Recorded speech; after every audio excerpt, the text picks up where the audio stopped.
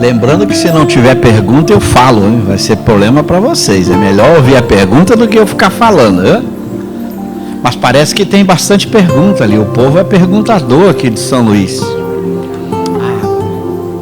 Aí o povo de São Luís pergunta, né? E ela tem microfone lá para ler a pergunta? Tem? Tem, né?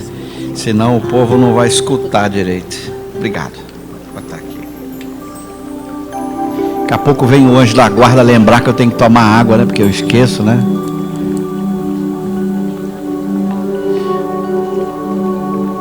Ele vai dar o microfone para ela.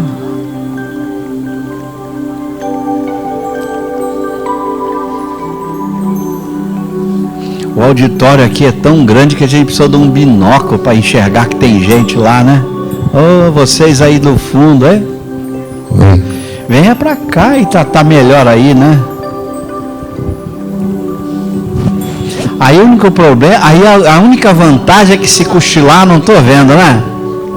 Pode tirar o ronco aí que eu não consigo ver.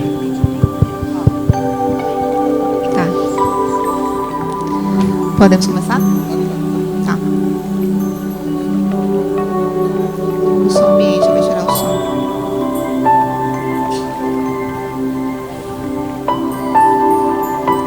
Bom, então vamos dar início à sessão de perguntas e respostas. Eu já aviso o professor Cosme que temos muitas perguntas. Oba! Então, precisamos ver se conseguiremos atender todas, mas colocamos aqui em uma ordem. Eu peço a compreensão das pessoas caso não consigamos ler todas as perguntas. A primeira pergunta que temos aqui é a seguinte: faça um paralelo entre unificação do movimento espírita e a necessidade de estudar as obras da codificação. Muito boa.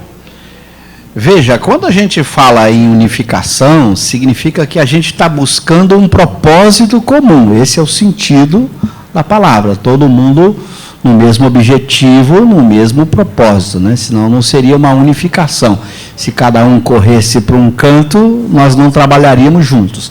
Claro que, certamente, quando você fala em unificação, você está falando em torno de um objetivo comum. Que objetivo comum é esse? O Espiritismo. Ok? O Espiritismo é o nosso objetivo. Por que o Espiritismo é o nosso objetivo? Porque o objetivo do Espiritismo é a moralização do homem, não é outro. Jesus veio para os espíritos imperfeitos para que esses possam virar espíritos bons. E a gente só vai virar espírito bom se a gente viver o ensinamento espírita.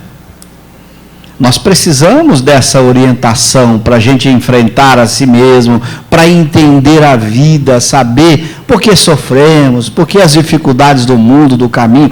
A doutrina espírita nos responde questões que nos ajudam a resolver os nossos conflitos interiores. Então, quando a gente fala em unificação, nós estamos pensando no objetivo comum, que é o pensamento espírita, o conhecimento espírita que nos une, fazendo com que a gente possa, juntos, uns ajudarem os outros, que esse é o objetivo de vivermos em sociedade, cada um possa ajudar um ou outro, né? Nesse processo de todos nós, um dia, deixarmos de ser os filhos transviados de Israel e voltarmos ali para o caminho em linha reta, e esse é o propósito. Então, e aí, claro, se a gente fala que o objetivo da unificação é que todo mundo possa conhecer e viver o Espiritismo, não só conhecer e viver, as obras de Kardec, o pensamento dos espíritos superiores passam a ser um norte para isso, para nos unir num pensamento comum. Daí a importância e que está acontecendo com todos os órgãos federativos que estão buscando exatamente estudar Kardec, disseminar Kardec, porque ele dá esse eixo, esse tronco comum que todo mundo pode tomar como referência e como guia, ok?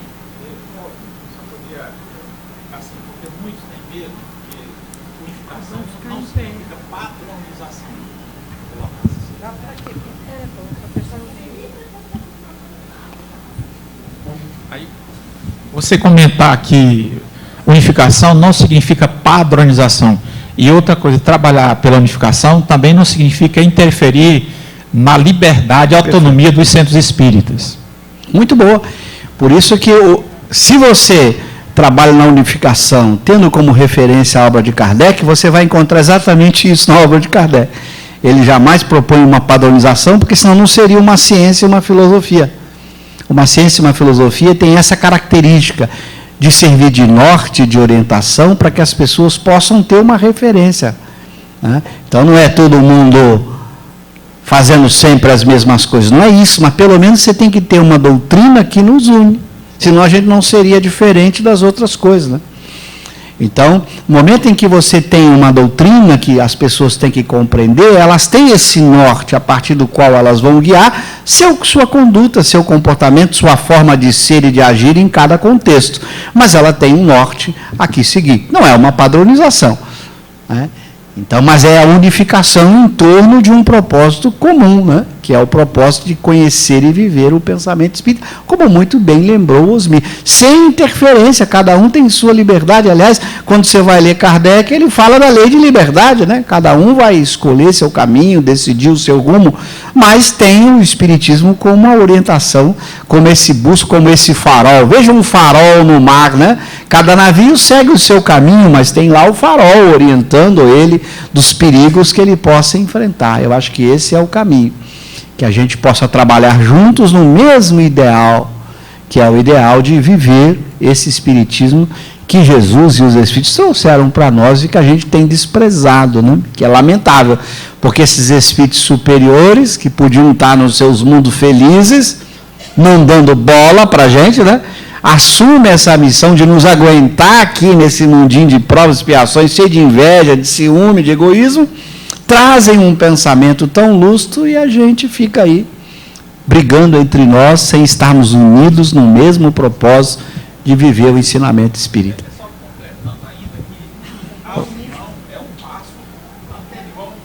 Claro, claro. Claro. Quer dizer, e a união em torno de uma doutrina, de um pensamento que nos une e não nos divide. Ok? Por isso Kardec vai dizer na revista algo muito interessante. Ele diz assim na Revista Espírita, que ele se esforçava ao máximo para deixar o pensamento de tão claro para que não houvesse cismas, divisões. Porque a pessoa vai... Quando você pega um texto místico, um texto cheio de figura, cada um vai interpretar do seu jeito. Cada um, ele fala, eu me esforço ao máximo para que não se criem cismas ou divisões a partir do pensamento dele. Por isso ele vai explicar na revista, o leitor manda uma dúvida, ele explica, para que a gente pudesse ter uma orientação simples e ao mesmo tempo que nos unisse, sem conflito, sem divergências, ok?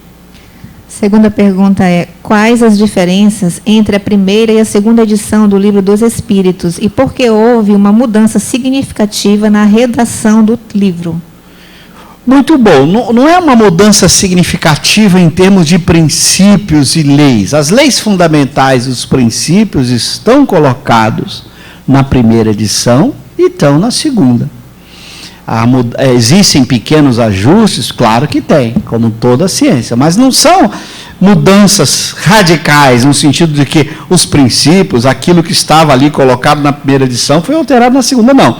Há muita mudança de forma, isso sim, porque, olha, se você pega a primeira edição, ela tem 501 itens, a segunda edição, 1018.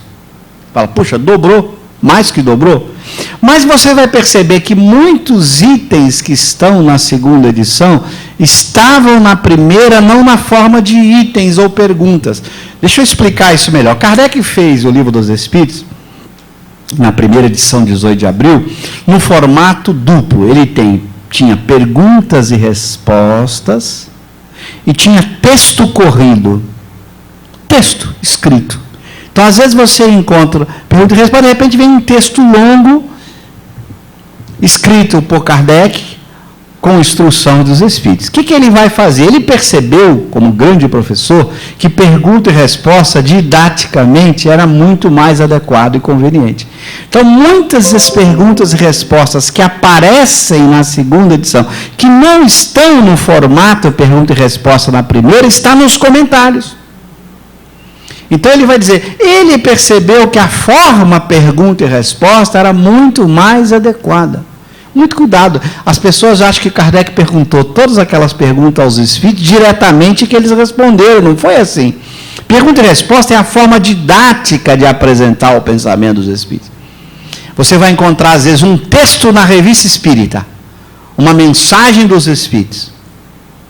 Aí você fala, peraí, mas essa mensagem apareceu lá na pergunta dos espíritos como uma resposta a uma pergunta. Peraí, Kardec teve a mensagem, depois formulou a pergunta, cujo aquele texto era a resposta. É o estilo didático de apresentar, não é que ele formulou todas as perguntas, aquela diretamente aos espíritos. As respostas dos espíritos, o pensamento dos espíritos está em todas as respostas. Mas não que ele tenha diretamente. Pergunta número 1, o espírito responde. Número 2, não foi assim. Ele explica isso. É um estilo didático. O Kardec era um professor, um exímio professor.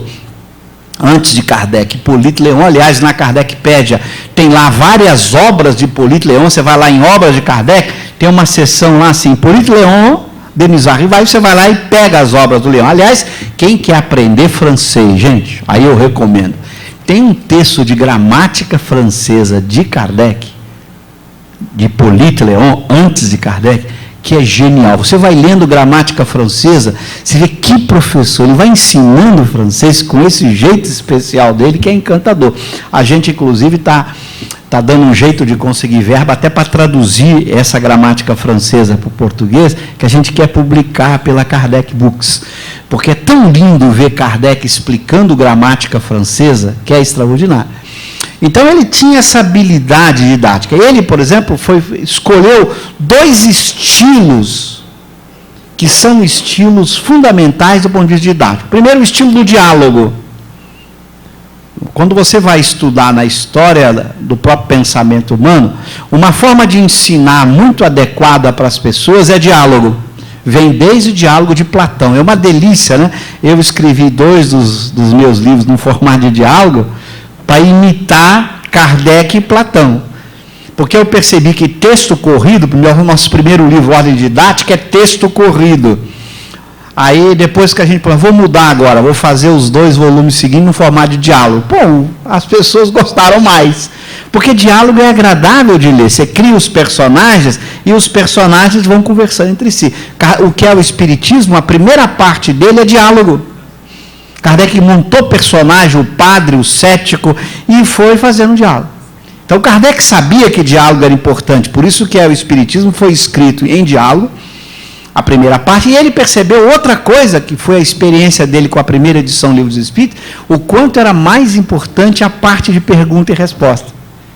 Então, ele pega os textos, às vezes, que os Espíritos ditavam, e monta no formato pergunta e resposta. As respostas eram dos Espíritos, mas não que ele tenha formulado diretamente a pergunta. Às vezes ele pegou um texto e ele criou a pergunta. Por isso as perguntas costumam ser geniais.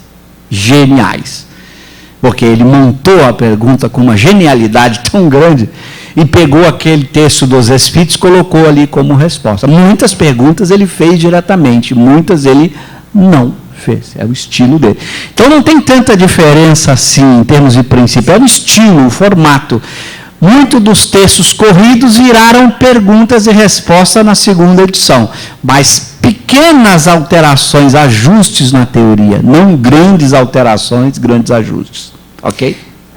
Ok. A terceira questão, na verdade, eu juntei aqui 2 questões que estão bem parecidas. Fala assim: esclareça os aspectos filosóficos, científico e moral do Espiritismo nas definições de Kardec do Espiritismo.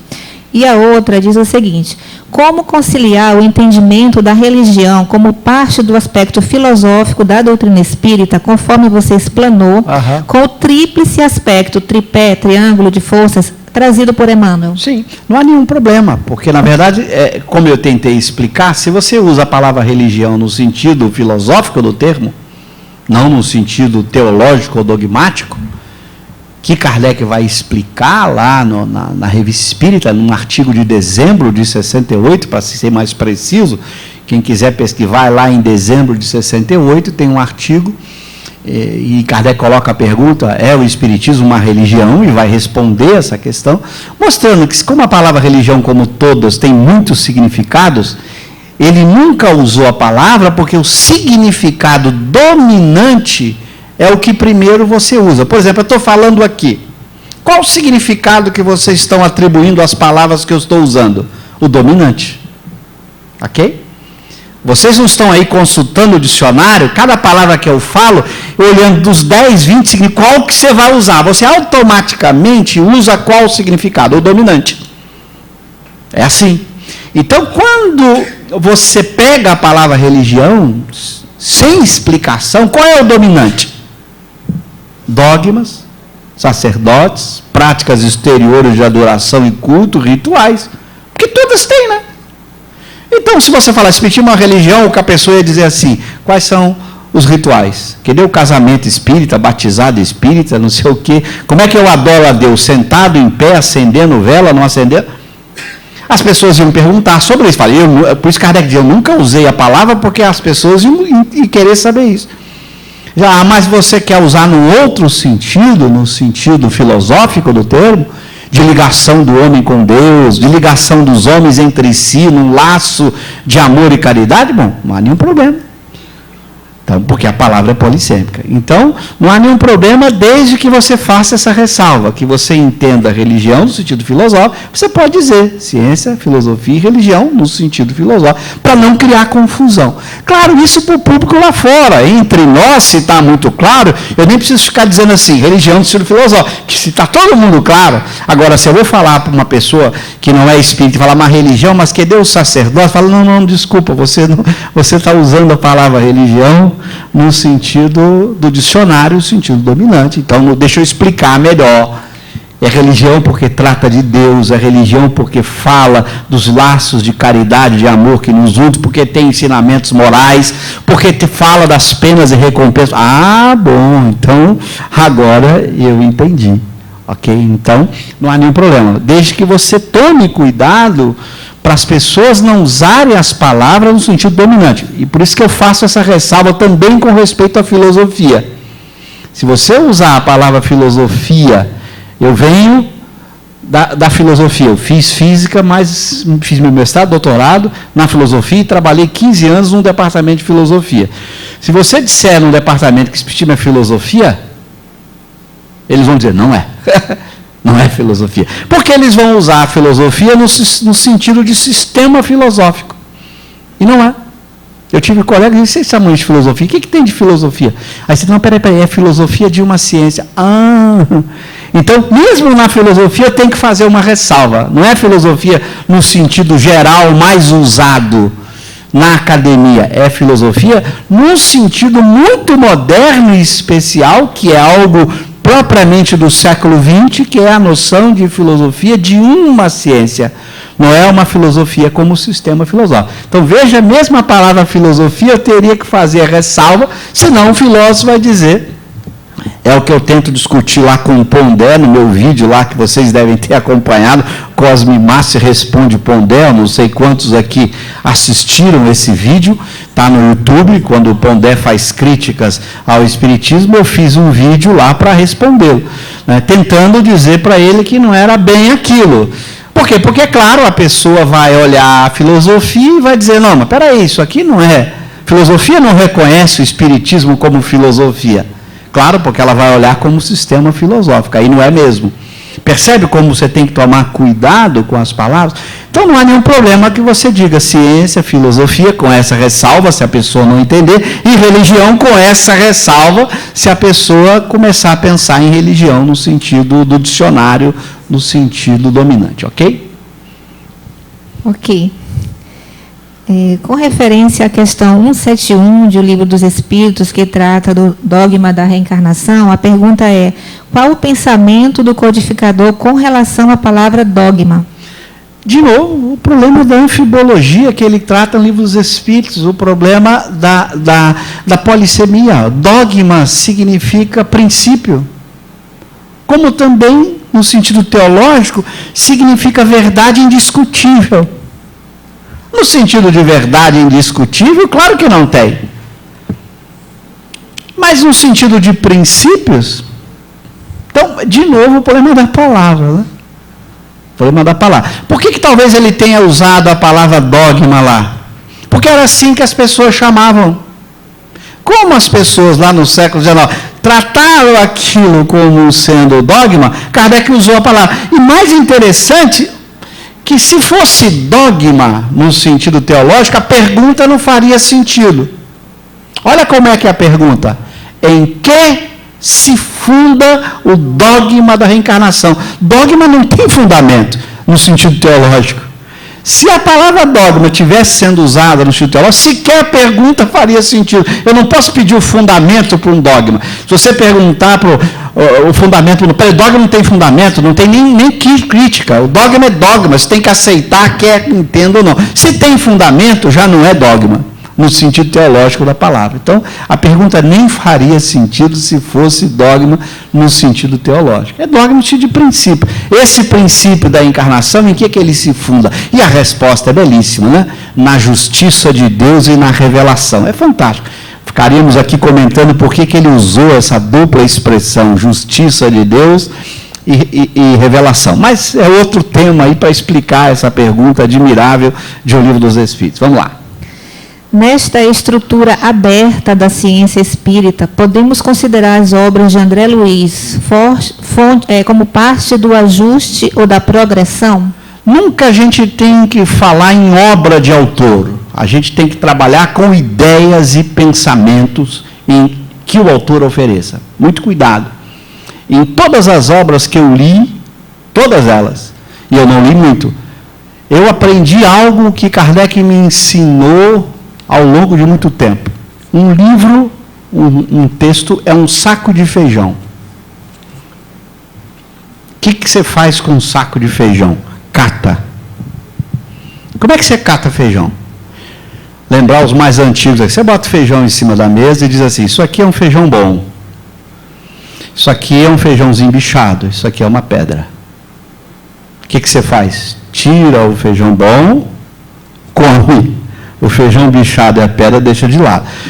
Todo livro tem que ser examinado desta maneira, sem exceção. Kardec faz isso com todas as obras e com todos os textos dados pelos Espíritos. Catava feijão. Há um exemplo curioso dele, que eu vou contar aqui para depois entrar diretamente na pergunta, mas é toda analogia para servir. Tem uma mensagem no Evangelho segundo o Espiritismo, assinada pelo Vicente de Paulo, que no Evangelho, acho que é o capítulo 11 ou 12, que tinha o título Beneficência. Essa mensagem saiu na Revista Espírita, na Kardecpédia. Se você for lá, Beneficência, Vicente de Paulo, tu vai achar a mensagem do Evangelho e a mensagem da Revista Espírita. Essa mensagem saiu na Revista Espírita com o título A Caridade.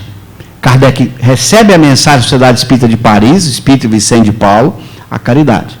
Depois da mensagem, na Revista Espírita, ele faz várias perguntas a Vicente de Paulo sobre a mensagem. E Vicente de Paulo vai concordando com ele. Você compara a mensagem da revista com a mensagem do Evangelho. Kardec cortou várias frases e parágrafos. A mensagem tinha problemas em vários lugares. E Kardec mexeu. Como o Espírito concordou com as críticas que ele faz, ele aproveitou o feijão bom e tirou o feijão bichado. Tem uma frase que Kardec corta nessa mensagem que é genial, que Vicente de Paulo, não com essas palavras aqui, eu não lembro exatamente as palavras que Vicente de Paulo, mas ele quis entender que ele se sentia envergonhado ao falar da caridade, daquilo que ele fez na terra, porque ele foi o paladino da caridade. Bom, Kardec cortou essa frase. Nenhum espírito bom pode ter vergonha, porque vergonha é uma combinação de tristeza com orgulho, duas paixões ruins. Quem sente vergonha é o orgulhoso e triste. Vicente Paulo não pode sentir orgulho e tristeza, que são paixões ruins. Ele é um espírito bom, segunda ordem. Kardec não ficou preocupado assim. Foi um problema de filtragem mediúnica, foi o espírito que errou, não importa. Ele cata feijão. O que é feijão bom fica, o que é feijão bichado deixa de lado o que é pedra dele. Ele fez isso com todos os textos. Espírito de verdade é incrível. Eu tentei citar ontem. Kardec tinha um médium na Sociedade Espírita de Paris, chamado Sr. Rose, R-O-Z-E. Pode botar na Kardecpédia Rose, que você vai localizar dezenas de mensagens. Rose recebeu muitas mensagens de São Luís, de Vicente de Paulo, de Espírito de verdade. Várias Kardec recusou. Catou feijão e não dava para aproveitar. Deixou de lado. O médium era o mesmo das mensagens que ele aceitou. A assinatura era a mesma. Kardec nos ensinou a qualquer autor, cate feijão, André Luiz, Emmanuel, Camille Flammarion, Leon Denis, Gabriel, não importa o autor, cate feijão. Que você pode encontrar na parte do texto coisa boa e na parte do texto um equívoco. São espíritos, não são espíritos puros. Podem cometer erros. Então, cabe a você fazer a leitura e ver, aqui está mal, ou está mal escrito, ou não foi bem filtrado, ou o próprio... Não sabe, não interessa. Kardec não ficava levantando essas preocupações, se foi o médium que errou, o espírito que errou, se houve problema na comunicação mediúnica, porque toda a comunicação mediúnica sofre interferência. Não, cate feijão. Feijão bom você coma, feijão bichado ou podre você deixa de lado. Então você nunca pode falar da obra toda de um autor, percebe? Porque se você falar da obra de um autor, você não está catando feijão. Em cada texto você tem que debruçar sobre cada texto. Para citar um exemplo, para você não falar, se você pega Brasil, coração do mundo, pátria do Evangelho, já na primeira página, Humberto de Campos diz que Jesus ficou amargurado. Amargurado? Pelo amor de Deus, Humberto de Campos não estudou a escala espírita? Não interessa se foi ele que errou, se houve um problema na filtragem mediúnica, se o médium não captou bem a palavra. Não interessa, ali é um feijão, ali é uma pedra. O espírito puro para ficar amargurado não fica nem um espírito bom, que dirá um puro. Agora, não interessa, eu não vou ficar fazendo especulações sobre o possível erro. Cate feijão, o que tiver bom na obra, fique, o que tiver ruim na obra, tire fora. Se a gente fizer isso, a gente não briga, não fala mal de ninguém, não cria confusão. A gente come feijão bom e joga fora feijão bichado e pedra, sem criar nenhuma confusão. O grande erro nosso é que a gente não faz isso. Eu cato feijão até com Allan Kardec. Só para contar um exemplo, que está no meu livro Os Espíritos e os Homens. A pergunta 228 do livro dos Espíritos, que eu começo... não começo só por isso, mas é a segunda discussão minha nesse livro, Os Espíritos dos Homens. Eu gastei mais de 6 anos para descobrir que não tinha feijão bichado nem pedra na pergunta. Eu que estava lendo mal. Mas durante 6 anos eu apostava que tinha um feijão bichado ali. E eu explico lá e mostro qual foi o feijão bichado que eu achava que tinha e depois como é que eu descobri que não tinha. Que eu que estava lendo mal. Demorei 6 anos para isso. Então a gente tem que ter esse hábito que nos ensinou Kardec como exemplo. Há um capítulo no Livro dos Médiuns, esse tema é muito importante, por isso eu estou insistindo nele, capítulo das dissertações espíritas, lá num dos últimos capítulos do Livro dos Médiuns, quem se recorda? Pega lá, tem mensagens incríveis. Tem no capítulo um item chamado o quê? Comunicações apócrifas. Por que Kardec botou aquilo? Aí você vem lá, tem uma mensagem. Eu brinco que eu fazia na época que eu orientei mocidade, trabalhei com jovens em grupo de mocidade, eu costumava fazer o seguinte exercício. Eu pegava aquelas mensagens lá do Livro dos Médiuns, no item Comunicações Apócrifas, imprimia na época do mimeógrafo, isso tem tempo a beça, distribuía as mensagens para os jovens estudarem. E eu fazia o papel do advogado do diabo, que é isso, que mensagem linda, é do Livro dos Médiuns, gente. E todo mundo adorava a mensagem, que coisa mais linda. Depois eu vinha e entregava o comentário de Kardec. Porque ele bota a mensagem e depois ele faz a análise. Na hora que ele vai fazer a análise, aí todo mundo, como eu não enxerguei isso, como eu não vi aquilo. Por que ele botou isso lá no Livro dos Médiuns? Para a gente aprender a catar feijão, separar o joio do trigo, dizer, a mensagem, e ele não ficava com essa neura, quem errou, o espírito, o médium, o meio. Há na Revista Espírita um caso muito curioso, em que Kardec está dialogando com São Luís. No meio do diálogo, ele percebe que não é mais São Luís pelo conteúdo. Mas ele não é mais São Luís, porque Kardec conhecia a inteligência de São Luís. Aí, terminada a sessão, numa reunião particular, ele vai chamar a atenção de São Luís.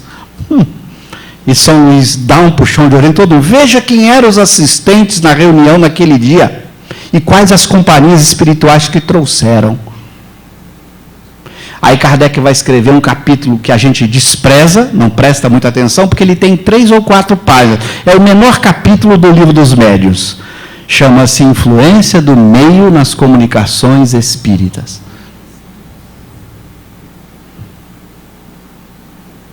Pegam lá, cheguem a ler, influência do meio. A gente pensa que numa comunicação é só o médium que influencia o meio também.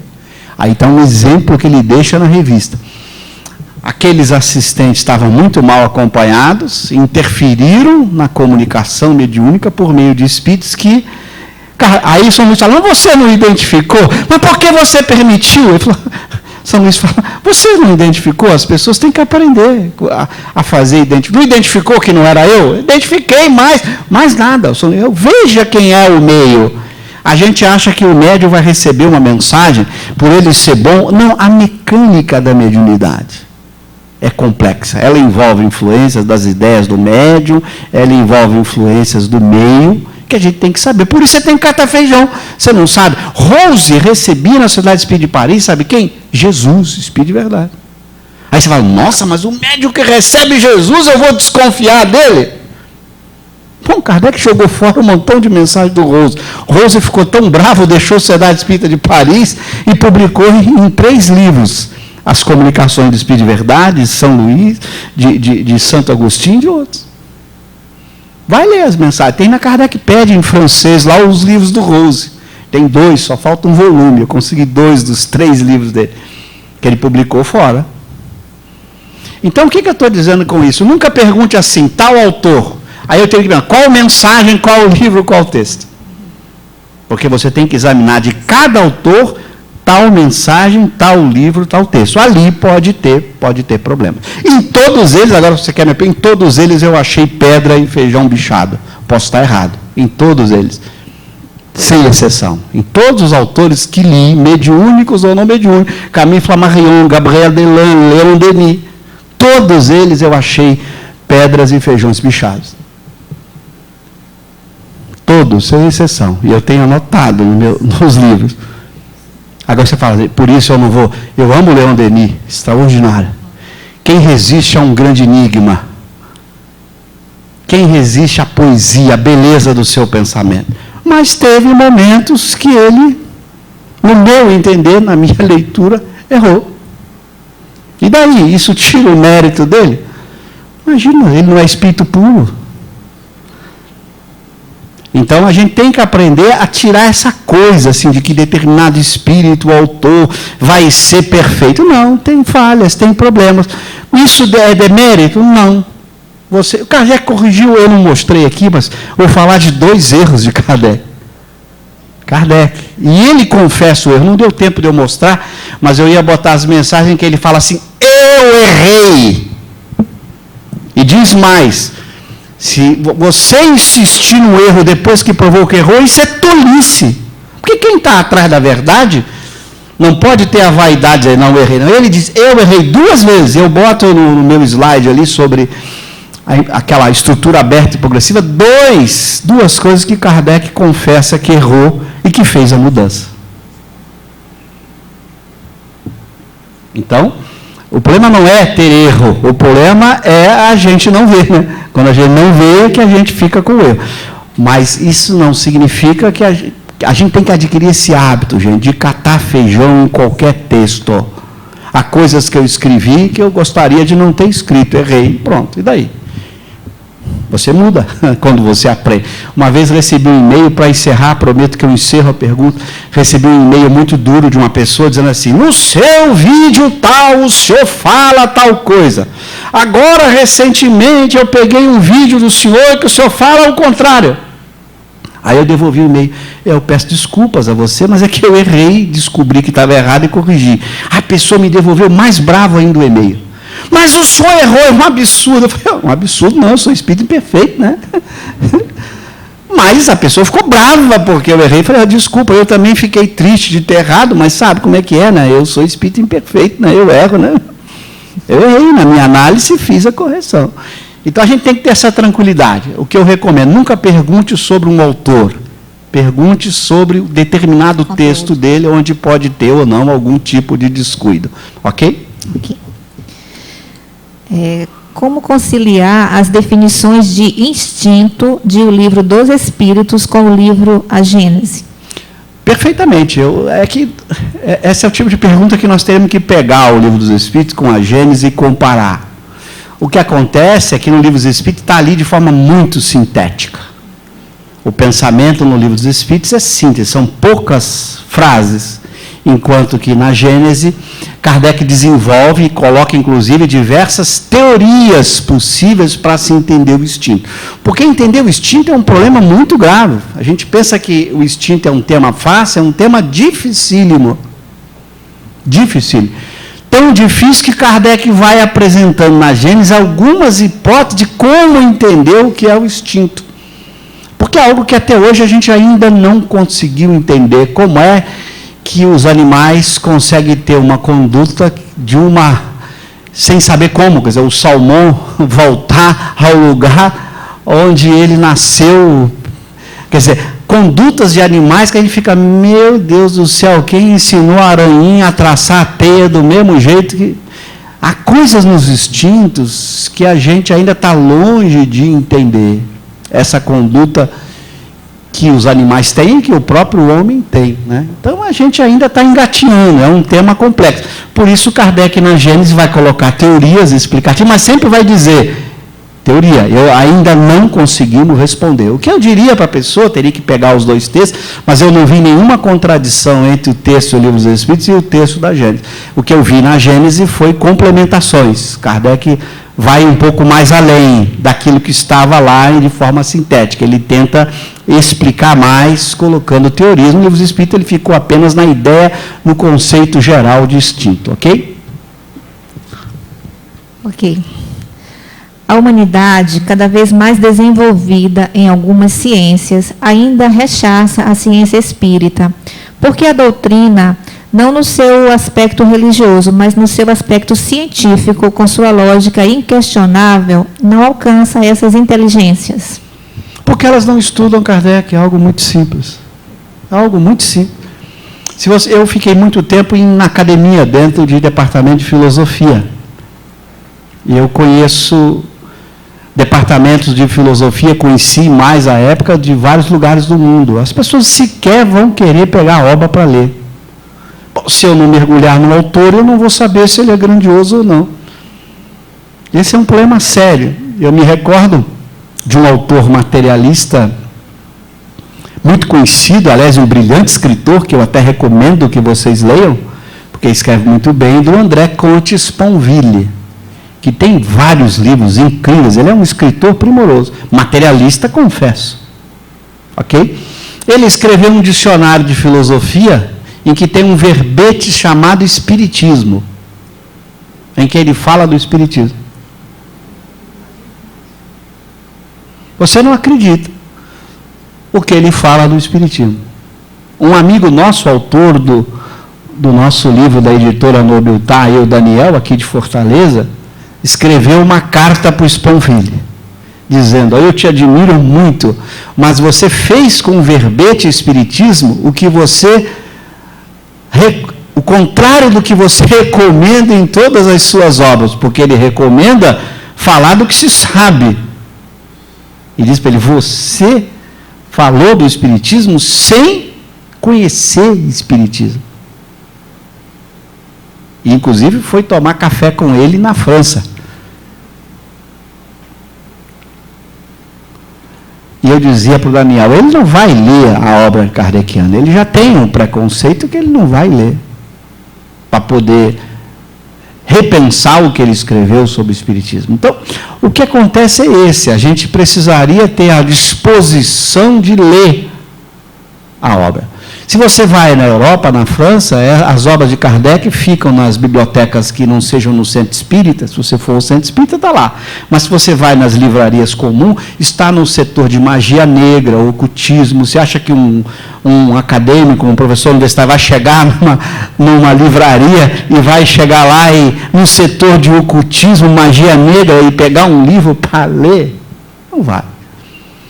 E se alguém lhe apresentar e ele for ver que está nessa sessão, ele não vai. E se ele começar a ler o livro dos Espíritos, ele não vai continuar a ler.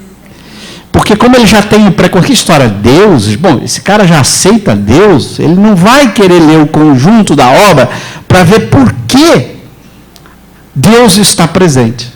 Ele não vai examinar o conjunto da obra para saber que ali faz todo o sentido. Faz todo o sentido quando você lê o conjunto. Mas você vai dizer para ele, para você entender que Espiritismo é uma ciência, você teria que, no mínimo, ler as 5 obras fundamentais. Ele não vai ler.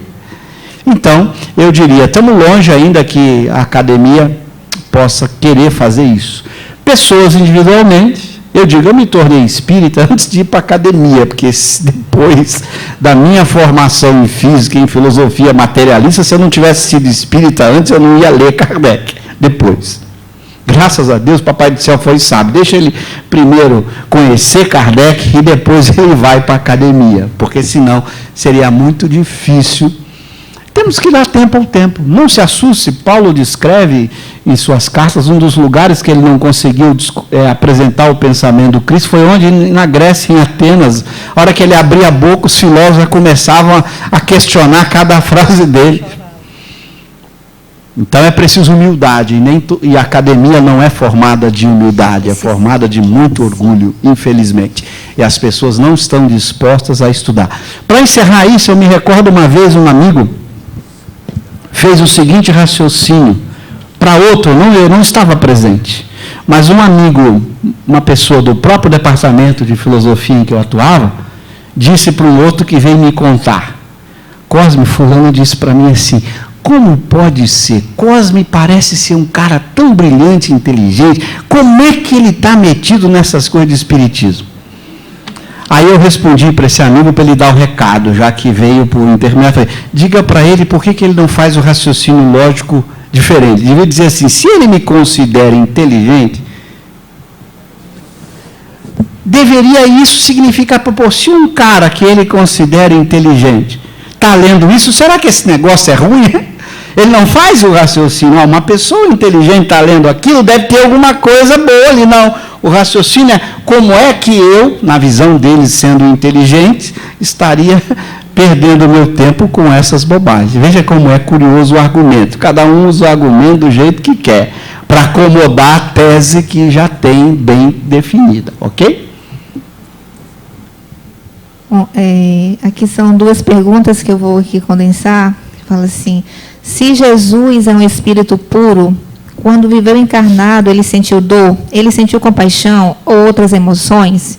E o complemento aqui em outra pergunta é, se Jesus, sendo um espírito puro, portanto sem paixões, gostaria de uma explicação sua para o choro de Jesus diante da morte de Lázaro? Bom, muito boa a pergunta. Primeiro, é preciso explicar o que são paixões e emoções. Não tem nada a ver com sensações. Por exemplo, se eu agora der um chute na canela de qualquer um de vocês, vocês vão sentir dor. Bom, eu vou dar bem forte para vocês, não, bem forte, de preferência com esse sapatinho bicudo, né? Você vai sentir dor. Isso é sensação. Agora, se você vai ficar com raiva, triste ou amargurado, é outra coisa. Nós aprendemos a associar agressões com emoções ruins. Isso é o espírito imperfeito. Se um fulano te agride moralmente ou fisicamente, além da dor, você sente raiva, tristeza, uma série de coisas. Então, primeiro tem que separar isso, que Jesus tenha sentido dor, é óbvio, senão ele não teria um corpo. Agora, que essa dor tenha provocado nele emoções ruins, é outra questão. Um espírito bom, aliás, o filme Mahatma Gandhi mostra um pouco disso, vocês lembram? E eu estou falando de Gandhi, que talvez tenha um espírito, se não bom, próximo. Lembra? Ele sofria as agressões e continuava sorrindo e amando o agressor. Vamos pensar que o filme seja o retrato da realidade. Eu não estudei Gandhi, a biografia, para saber, mas estou falando do filme, ok? Então, uma pessoa pode sentir dores e não ter emoções ruins. Nem mesmo, no caso de Jesus, as emoções dele eram puras, não eram sequer paixões, nem as boas. Ok? Mas veja, não sei se que tinha mais na pergunta além disso. Então ele certamente sentiu dores físicas, mas daí a ter emoção é outra coisa. A gente é que está acostumado a achar que é a sensação. A outra foi? Chorar. Bom, primeiro não sei. E segundo, o que é chorar, né? Às vezes a gente está feliz pra caramba e as lágrimas saem, não é isso? Não sei. Primeiro, a gente tem que tomar muito cuidado, porque a gente não sabe exatamente o que separar das descrições, que são descrições fiéis à realidade. Ok? Isso é um problema sério. A gente não sabe o que é descrito nos textos que representa o acontecido ou o ponto de vista daquele que escreveu. Lembrando que todos esses textos foram escritos muitos anos depois do acontecido. Muitos anos. Mais de 50 anos depois do acontecido. Imagina que vocês resolvem descrever como o Cosmos se portou aqui depois de 50 anos, sem ter um vídeo, sem ter gravação. Tradição boca a boca. Imagina, o Osmir vai contar, vocês vão contar, os membros da federação da próxima geração, e aí imagina 50 anos depois vocês tentarem descrever o que aconteceu de fato aqui, com detalhes de choro, de expressão facial. Tenha santa paciência, né? Desculpa, é de novo tentar ler o texto no sentido de que a Bíblia é a palavra de Deus. Não é a forma como o Espiritismo lê. Imagina que você resolvesse pegar o Novo Testamento e ler. Vem cá. Um dos evangelistas, não lembro se é Mateus ou Marcos, diz: Jesus subindo a montanha começou a pregar. O outro, Jesus descendo a montanha começou a pregar. Vocês não chegam a um acordo? É subindo ou descendo?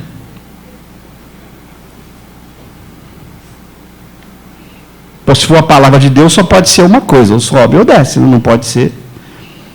Textos escritos mais de 50 anos depois, lembrar das expressões fisionômicas de que o indivíduo se apresentou. Me desculpa, a gente não sabe, isso é tudo especulação.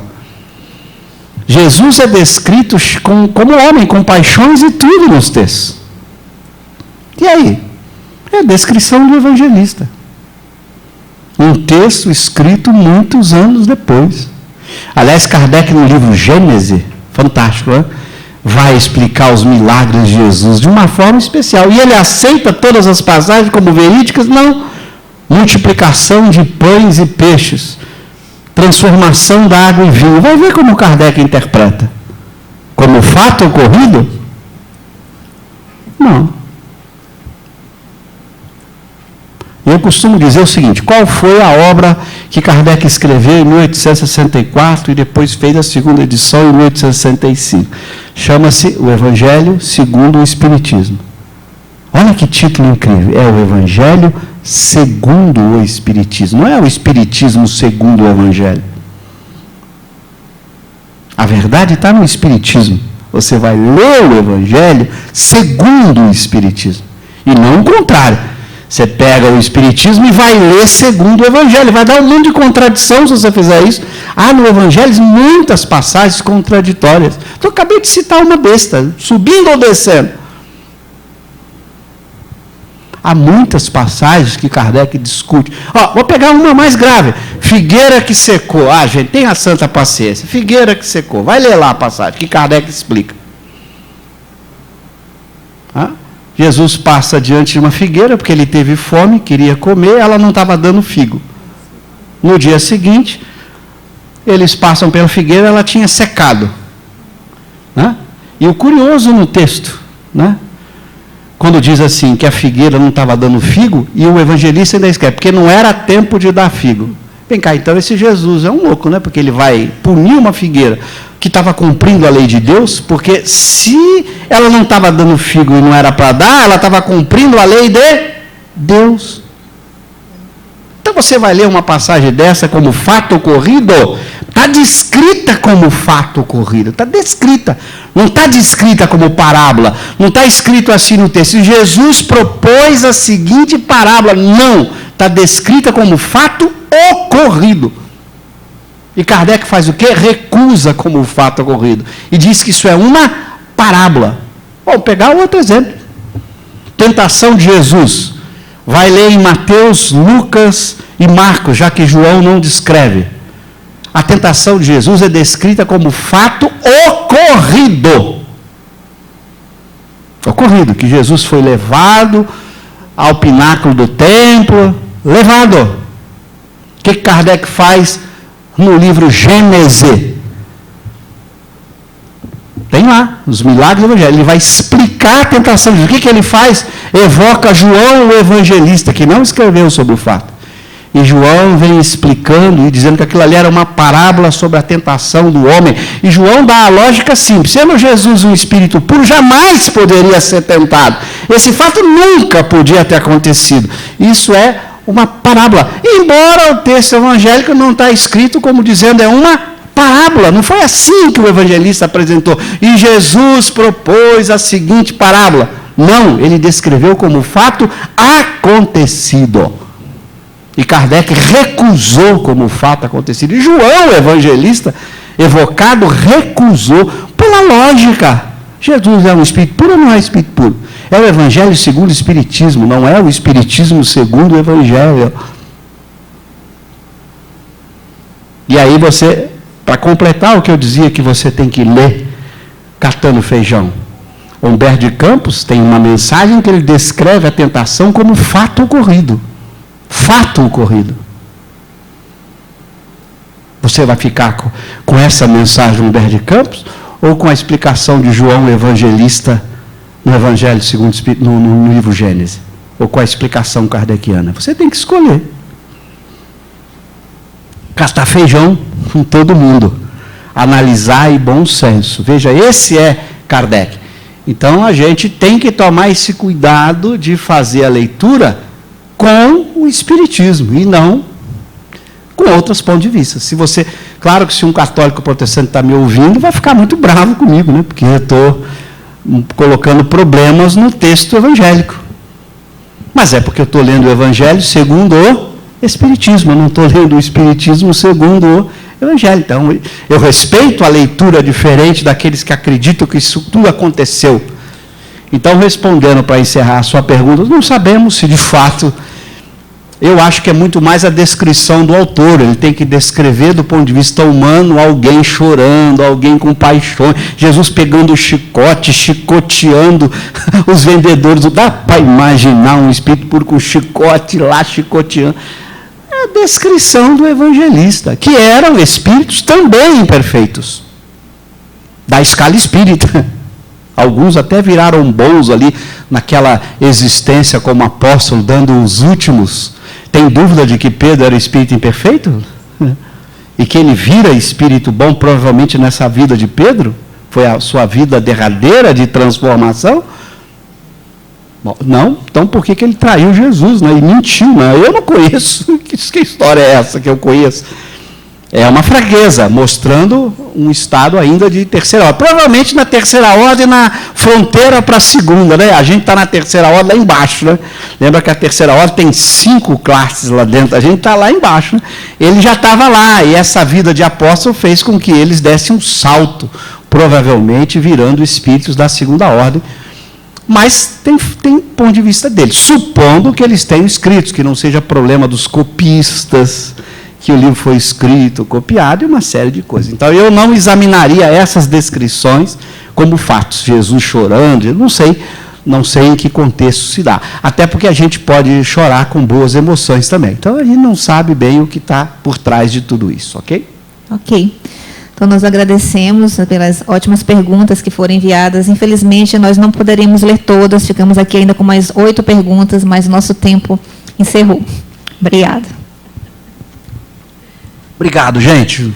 Um bom dia para vocês e a gente continua. Esse é o Espiritismo. Continuarmos, porque todos nós temos muito que aprender. Muito obrigado.